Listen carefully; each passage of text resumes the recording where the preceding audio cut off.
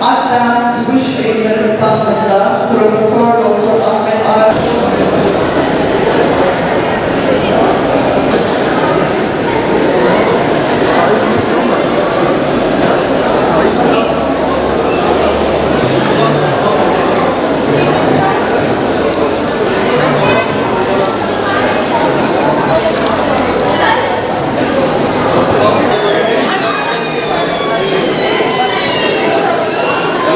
Mardin'de gerçekleştirilmiş olan 3. kitap fuarında biz de duayencilik olarak yerimizi aldık. Bizim amacımız insanlığa insanlığın aydınlığa çıkması için, insanların kendini gerçekleştirmesi için varoluşsal anlamda ve aynı şekilde insanın kainattaki yerini tespit edebilmesi için ve bunu kavraması için illaki vazgeçilmez etkenlerden bir tanesi veya faaliyetlerden bir tanesi illaki okumak olmalıdır, olmak zorundadır. Tabii bunu sadece insanın bir şeyler yapabilmesi için değil de insanın aynı zamanda kendini gerçekleştirmesi, kendi benliğinin farkına varması, aynı zamanda Allah'ın onu dünyaya göndermiş olduğunun amacını kavraması, idrak etmesi de yer almaktadır. Tabii bunun yanında mesela biz bir medeniyet olduğumuzu iddia ediyoruz. Biz bir tarihe sahip olduğumuzu iddia ediyoruz. Ama bu medeniyeti tekrardan canlandırmak için, özellikle İslam medeniyetini tekrardan canlandırmak için, ihya etmek için vazgeçilmez etkenlerden bir tanesi veya vazgeçilmez faaliyetlerden bir tanesi okumak olduğunu idrakinde, bilincinde olmamız gerekiyor. Şu anda ekran bağımlılığı artmasının yanında kitap okuma ve kitap okuyormuş gibi şekilde kendini sosyal medya üzerinden kitap hobisi diyebiliriz bunu aynı zamanda.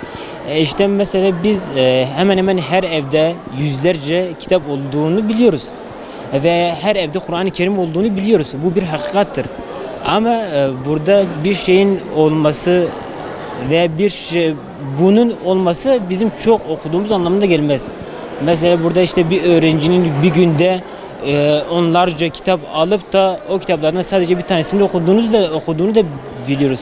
Bizim amacımız bunun önüne geçmek olması gerekiyor.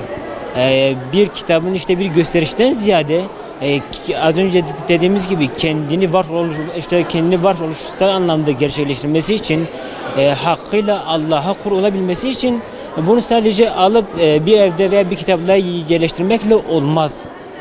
Aynı zamanda bunun okunması ve bunun okuduklarının da bilincinde olması gerekiyor.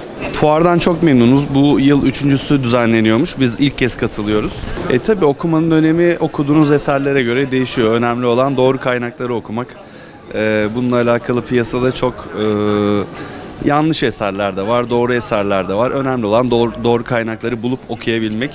Onun için de biz de buraya kadar, Mardin'e kadar geldik ki insanlara eserleri anlatalım. Teknoloji de ilerliyor. Buna ayak uydurmak daha mantıklı olur. Çünkü artık tabletlerden, e-booklardan da kitaplar okunabiliyor.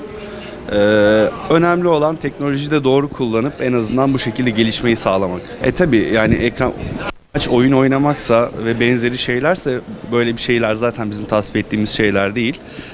Bunun yerine zamanlarını kitap okuyarak geçirmeleri çok daha güzel. Ya bu çocuklar için bahsediyorsak eğer bu aile gözetiminde belirli periyotlarla yani disipline edilerek ilerlenmesi gereken bir şey. Zaten İnsan böyle düzenli hale getirdiği zaman alışkanlıkla kazanıp kendi okumaya devam ediyor bir şekilde. Yetişkinler de artık kendi kendilerini tedip edecekler. 3.'sü Mardin Kitap Fuarı düzenleniyor. Biz de 3 yıldır bu fuarda yer almaktan mutluluk duyuyoruz. Çocukların dikkat süreleri de bu ekran bağımlılıkları yüzünden gittikçe düşmekte ve biz de bu anlamda kendimize düşen sorumluluğu yerine getirmekteyiz. Okutan kitaplar olarak, okutan çocuk olarak çocukların kitap okuması hakkında gelişmesi için kitaplar hazırlıyoruz. Bizim kitaplarımız interaktif kitaplar. Okuyucunun kitabın içerisinde kahramanı olduğu ve seçimlerle ilerlediği kitaplar oluyor. Bu sayede çocukların kitaba yönelik sıkıntılarını, sıkılmasını ortadan kaldırdığımız bir sistem geliştirdik.